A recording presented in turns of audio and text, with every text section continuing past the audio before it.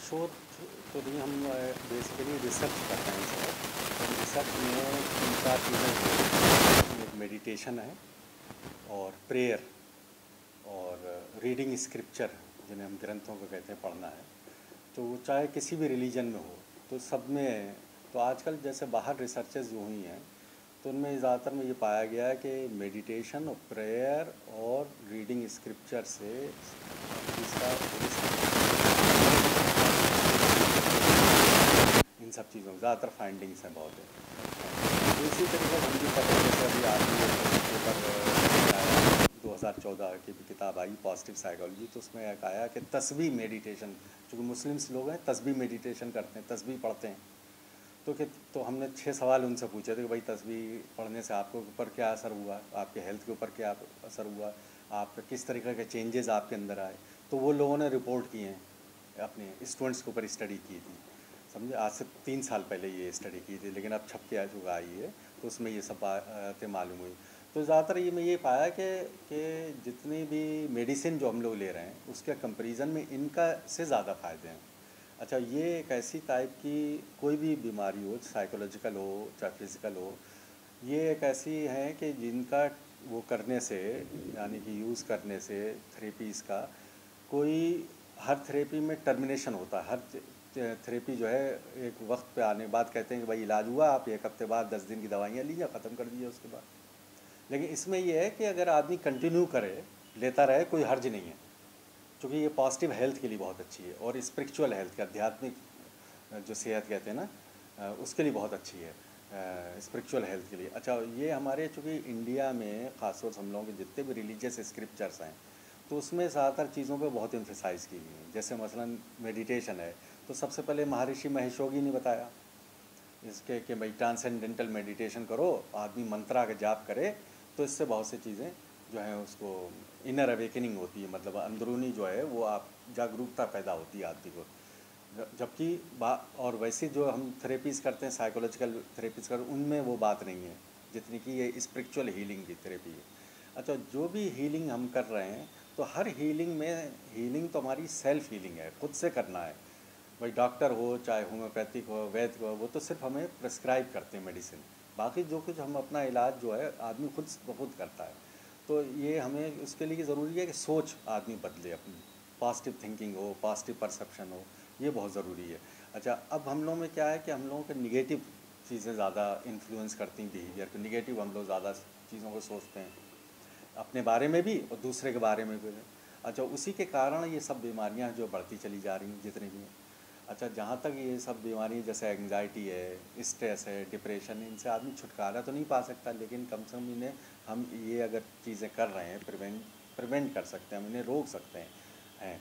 और इनका इनका इन्हीं के ज़रिए इनसे हम इलाज भी कर सकते हैं, चाहे योग हो, मेडिटेशन हो, प्रेयर हो और रीडिंग स्क्रिप्चर हो। क्योंकि रीडिंग, अब बहुत से लोग ये अक्सर ये पूछते हैं कि भाई पता नहीं प्रेयर हमारी जो है ऊपर वाले, अपनी रीडिंग स्क्रिप्चर में ज़्यादा हो जाता है, क्योंकि हर चीज़ का सलूशन जो है वो हमारी स्क्रिप्चर्स में, ग्रंथों में लिखा हुआ। कोई भी प्रॉब्लम हो, समझे। हाँ, हाँ, हाँ, समझे, बिल्कुल। क्योंकि प्रेयर से क्या,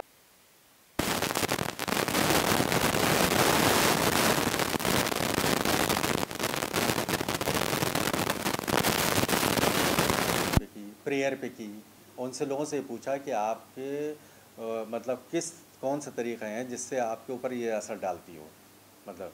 तो उन्होंने पाया कि भाई हमारे हेल्थ बिहेवियर को, हमारी स्पिरिचुअल हेल्थ को ये इम्प्रूव करती हैं, समझे।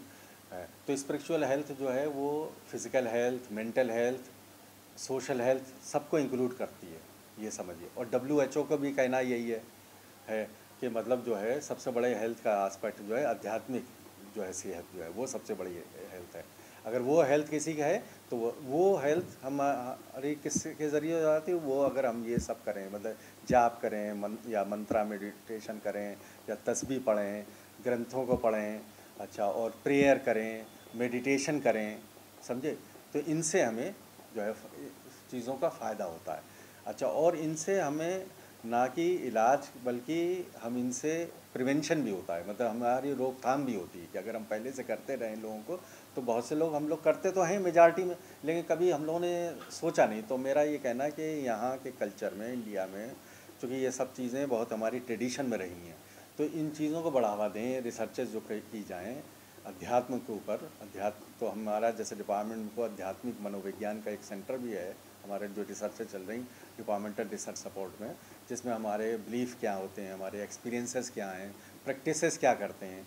तो प्रैक्टिसेस हमने देखा कि हिंदू मुसलमान में प्रैक्टिसेस कॉमन है, समझे, कॉमन है, लेकिन हिंदूज जो है वो ज़्यादा प्रैक्टिसेस करते हैं एज़ कम्पेयर टू मुस्लिम्स, क्योंकि हमारी प्रैक्टिसेस जो हैं वो ज़्यादातर वो हैं जो कि हमें प्रिस्क्राइब्ड हैं, जैसे रोज़ा है, नमाज है, समझे।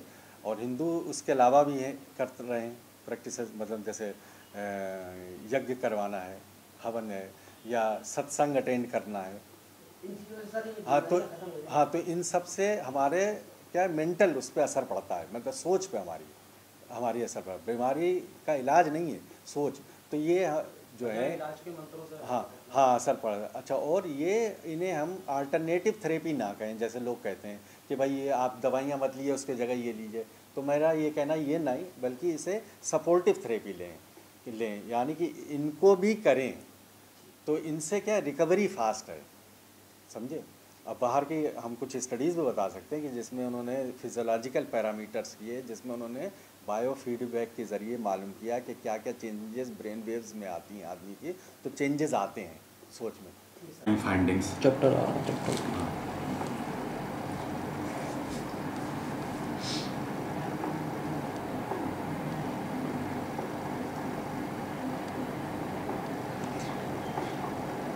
तो अक्सर देखा है लोग, आप थोड़ा समझाते हैं एक समझाती हाँ ये वही, हाँ तो इसमें पढ़ी लीजिए ना। हाँ ठीक है। हाँ तो there is no intention to suggest that there is one spot to the brain that makes us believe in God. There Soft. is no intention to suggest two experiences and discharge with your experience. ठीक है, तो देखो spirituality जो है, मतलब by spirituality means that it gives a kind of the satisfaction, और spirituality जो है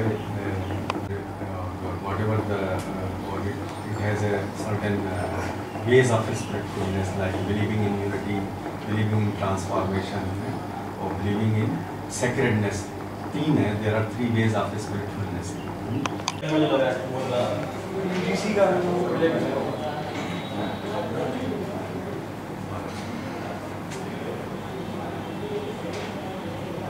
UGC लिखा भी है, university grants commission special assistance programme से DRS1, तो ये थ्रस्ट एरिया है रिसर्च के लिए जो लोग भी करते हैं,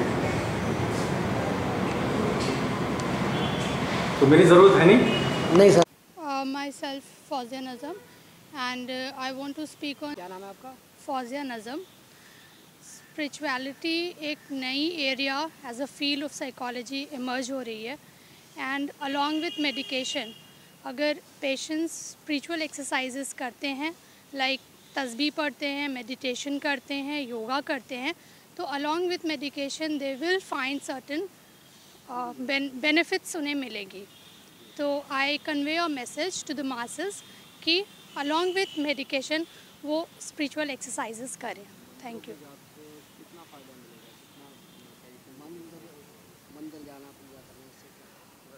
हमारे बिलीव्स का, हमारे फेथ का हमारी हीलिंग पे बहुत असर पड़ता है। स्टडीज़ और रिसर्चेस इन चीज़ों को खोज रही हैं और प्रूव भी कर रही हैं। एम्पेरिकली हम इन सब चीज़ों को स्टडी कर सकते हैं, और इंसान के फेथ और बिलीफ का उसके हीलिंग पे बहुत फ़र्क पड़ता है। मेडिसिन की जरूरत नहीं है। मेडिकल साइंसेस को आप डिनाई नहीं कर सकते, बट विथ मेडिकेशन अगर आप स्पिरिचुअल एक्सरसाइजेस करते हैं तो उनका भी फ़र्क पड़ता है। मेरा नाम फैसल हसन रिजवी है। फैसल भाई, ये बताइए क्या रिसर्च किया आपने और क्या पाया? मेरा रिसर्च जो है वो है spiritual transcendence, religious practices and meaning in life.